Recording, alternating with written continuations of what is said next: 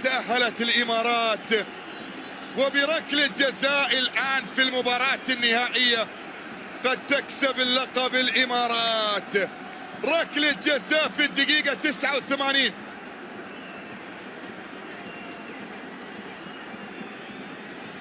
لمصلحة المنتخب الإماراتي.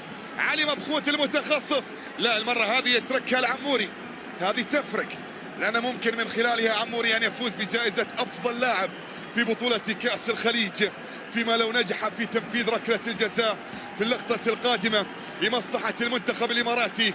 ركلة جزاء عمر عبد الرحمن هو اللي راح ينفذ ركلة الجزاء الآن. فايز الرشيدي في المرمى، عموري على التنفيذ. محاولة لمصلحة المنتخب الإماراتي من أجل اللقب، محاولة من أجل بطولة، محاولة من أجل مجد. عمر عبد الرحمن وفايز عمر، بطل يا فايز، أسد يا فايز، أسد يا فايز، أسد يا فايز، أسد يتصدى رشيدي، يتصدى رشيدي. الله الله الله الله، يا عمري عليك يا فايز، يا عمري عليك يا فايز.